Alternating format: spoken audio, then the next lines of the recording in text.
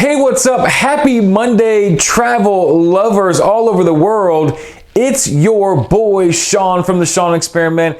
And let's get kicked off into some really cool information. Again, just got off the Carnival Horizon on Saturday, a 6th night out of Miami. A really great cruise, but I'm gonna tell you in this video all about, kind of where to park, but also the embarkation process, what that was like. What it was like going through the muster station, which was like the greatest thing ever invented on a cruise. And then, what the mask policies were like, what it was like on the boat a little bit, and then the debarkation as well. I'm going to make lots of other videos about other smaller aspects or very specific aspects of the boat, but this is going to cover sort of getting on the boat and leading up to it, getting the muster station, and then of course getting off the boat as well. So let's get into it.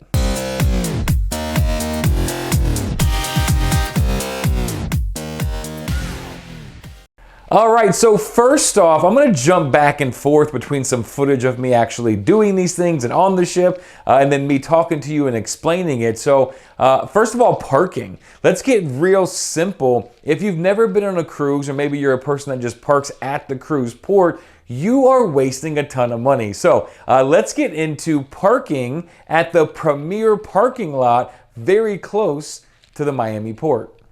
So we have arrived in the parking garage.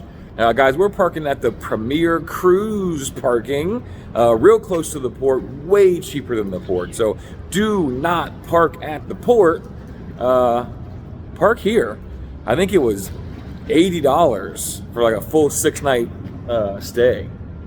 And I'm supposed to be on the elevator. So park here, you get a free shuttle to the place, save you a bunch of money. It's cruise day, it's cruise time. Let's go. Park your car and go get in the shuttle line on the 7th floor. They fit all of us in the first shuttle the first time. Take a 5 to 7 minute ride to the port. You may have a couple stops before yours, but then you are at your port and ready to get on the boat. So you can see there, the parking process is super simple. You are saving a ton of money. It can be more than $20 per day to park at the port, and it is half that, sometimes even less, maybe a third of that when you park off-site. Now this can be done in Miami or really any port. There are always these lots. Sometimes it's premier parking, sometimes it's other areas. I literally just Google parking by whatever port I'm going to, and I search for the best deal. So make sure they have a shuttle to the port, because not all of them do. Make sure it's free, and make sure the number of people in your group are accounted for, but always park off-site, especially for a long cruise. These are secure lots, they are great, they are fast, and they're gonna save you a ton of money so you can gamble more in the casino, buy more drinks, or just put more money back in your pocket.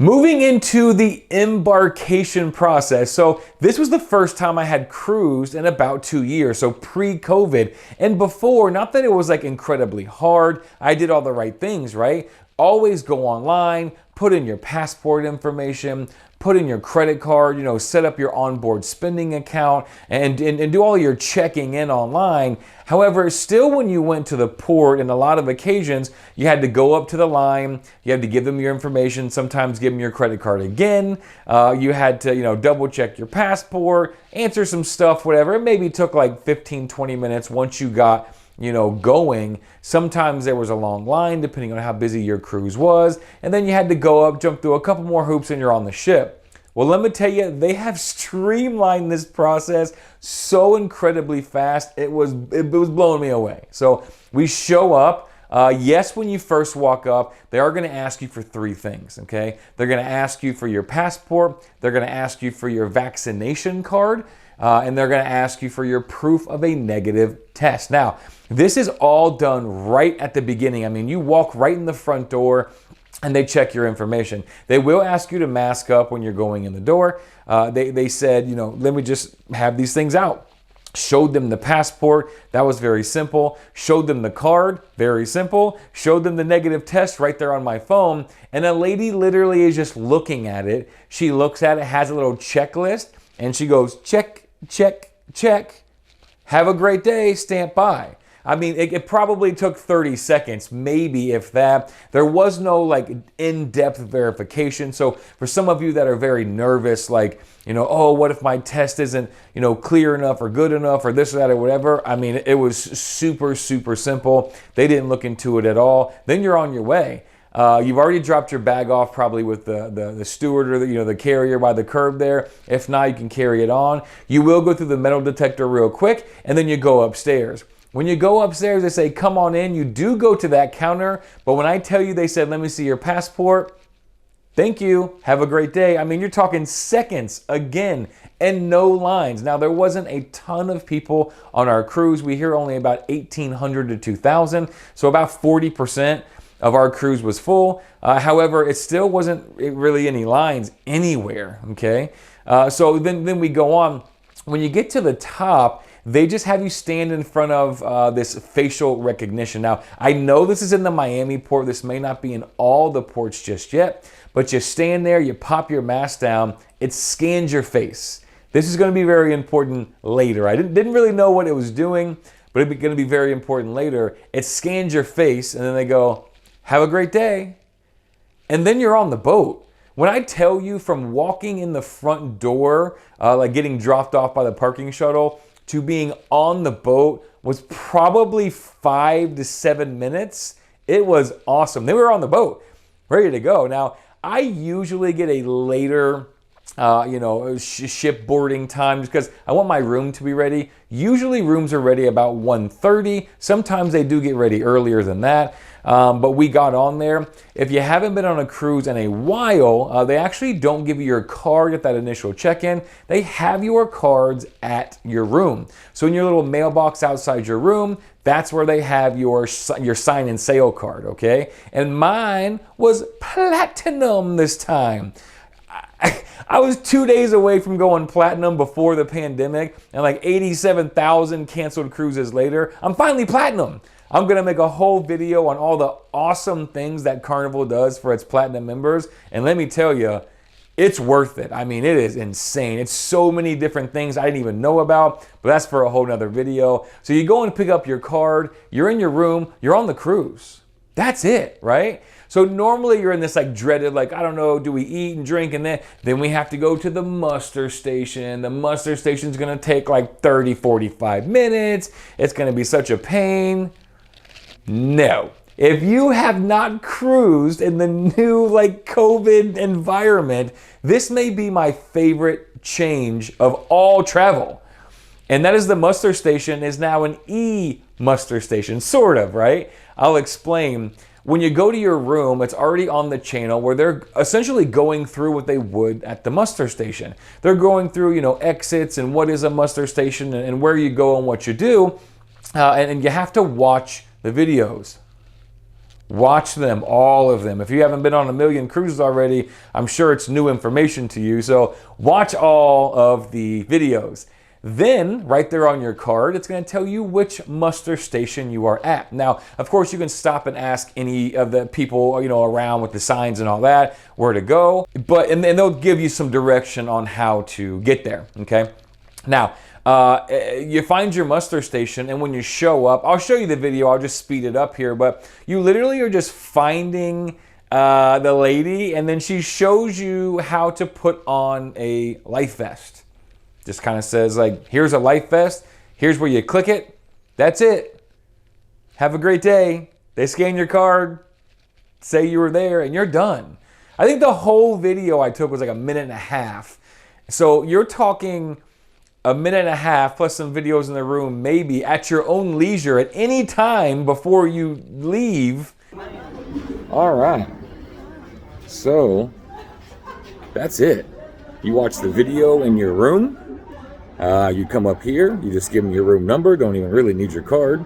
They look up your pictures, they go, yep, that's you. You sit there and watch what you just saw, which took about 20, 30 seconds. This is how you put on your thing real quick, and good to go. Easy peasy. Muster station is over. It's time to party. Wow. Like, you gotta keep this forever, right? Like, no way they go back to the traditional muster station when they can get away with this now and realize how much smoother and easier it is. So please keep this muster station drill forever. It's the best part of COVID that I think I've ever heard of. So e-muster station, super simple. And then you're cruising. That's it, right? Now, when you're on the boat, they do talk about wearing masks an incredible amount of the time. So to give you, for instance, there will be people standing at the entrance of like the buffet lines, or like at least the doors that go into the Lido marketplace. There will be people standing in and checking IDs at the club. There will be people, you know, at different restaurants and such, and they will say, hey, can you please wear a mask? Now, not everybody was wearing a mask, but I honestly will say the majority of the boat wore a mask when indoors, as if they were not eating or drinking. So say 80% of the boat was wearing a mask a lot of the time. Now, they didn't really enforce it. For instance, there was many times where we were carrying, you know, plates of food, maybe burger in this hand and drink in this hand, whatever, and they would say, you know, hey, you have to put a mask on. And I would go like, it's in my pocket, you know, and I'm literally going to go sit down in like 100 feet. And they would just kind of give you this look like, and then you just go. So it's not like they're like, stop and put your food down and put it on now or else. But, you know, they talk about it a lot. Another, for instance, that was kind of making me laugh a lot was in karaoke, the people running the karaoke would say, you have to wear a mask when inside here. A lot of the karaoke was inside of a restaurant, Guy's Pig and Anchor Bar on the Horizon. And they said you have to wear a mask. It is a sip and cover. So take a sip, cover your mouth back up with the mask. And nobody did that. So everybody was pretty much sitting at their table, you know, drinking or eating and having a good time, no mask there. But the host would also say, if you are singing karaoke, you have to have a mask while you are singing. Mask, talk, sing, right? And literally people would come up without a mask on. I don't even, like, some would come up with the mask on and try and sing and then kind of hold it. One guy was like holding it up over his like nose and eyes. But for the most part, no mask people, they would just sing and sing and sing. And the guy would like obviously see them right there next to him, let it happen. And then the next person would come, you have to wear a mask. So I think we're honestly just in the scenario of they're required to say it, right? They're required to enforce it, but they're not really nasty about it. They're not really super forceful about it. So I hate wearing masks. And so at all times when I can't wear a mask or don't have to, I don't, right? And they didn't like bother me. I didn't like having to have it on, like, you know, walking through the restaurant or walking into the casino, etc. But for the most part, it wasn't overbearing. We could still have a really good time and have a blast. So mask policy is definitely still in effect. However, it's not crazy, right? So fast forwarding sort of to the end, and like I said, I'm going to make so many other videos on the actual cruise itself and some very specific things that were on the cruise that just were so much fun. But fast forwarding to the end, the debarkation process may be the most simple thing you could do. It's easier than like sleeping. Listen, for one, yes, this was my first platinum cruise, and so you do get special privileges. One of those being, I'm allowed to get off the boat first. Before they call that first number, before they call that first luggage tag, I was able to go and get meet them in the restaurant or the special area, and they say, okay, platinum and diamond, you're good to go. Now, that did help speed it up, I am quite sure. So mine was literally nothing. You walk off the boat, you just go get in your car and leave. I mean, it was minutes at best. But to give you some insight on what it might look like for everybody, there's no customs. Yeah, so we go in there and let's say drop your bag off and you go to pick it up. You go into that big room, 1, 2, 3, 4, my bag's in 4, whatever, I go pick up my bag. Or if you carry off your own bag, you can do that as well. And then you literally are like heading towards customs. There's a little small line there. And remember in the beginning of the video, I said they scanned our face sort of with this little camera kiosk tablet thing? That's it. That's it. We didn't have to fill out a piece of paper. We didn't have to claim any customs. We went up to that little tablet. They scanned our face. They gave us a green check mark, basically saying like, yes, you're the same person that got on the boat, 6 days ago. And then we just left. There's no little person there in the little booth. Come up here and they ask you, questions. Do you have anything to claim? Do you have any cigarettes? Do you have any booze? Do you have any fruit? Fill out this paper. Who are you? Let me check your passport. Where were you born? Nope. Scan your face with a camera. Get off the boat. That was it. So really from beginning to end, from the embarkation to the going through security and all that, to the muster station, to really the mask wearing was probably the biggest pain of it all. And then the debarkation, I mean, wow. Thank you, Carnival, for being so super smooth and easy. The most dreaded parts of the cruise, you made like the easiest parts of the cruise. So if you're going on a cruise soon, and of course these things may change as COVID evolves or as policies change, but if you're going on a cruise soon, no need to fear the processes, no need to fear customs, no need to fear the getting on. It's easy. So, of course, I told you guys before I went a little cruise crazy, I have another cruise in 38 days with the boys. So that's going to be fun. Another Carnival, leaving St. Patty's Day out of Tampa. If you're on that boat, be ready. It's going down. And then we have another cruise. Me and Robin have another cruise on the Horizon out of Miami on April 30th. This is the 8th-night this time. Aruba, Curacao, Bonaire. Please don't change our ports. Yeah, and then another one, a European cruise on Norwegian, leaving June 3rd out of London. And that's a 10-nighter, ends in Amsterdam, Scotland, Ireland. So many cool places. So still got some cruising left to do. Stay tuned over the next few days and weeks for more videos from the Carnival Horizon cruise out of Miami. Stay tuned for more videos of cruise and travel news. Subscribe if you have not already done so. It's very cheap, meaning free and easy, and it means a lot to me. And I got more cruises and more traveling and more fun. And if you didn't get to see what you wanted to on this video or any other video, talk about it in the comments below. Tell me what you want videos on, and I'll make them if I can, right?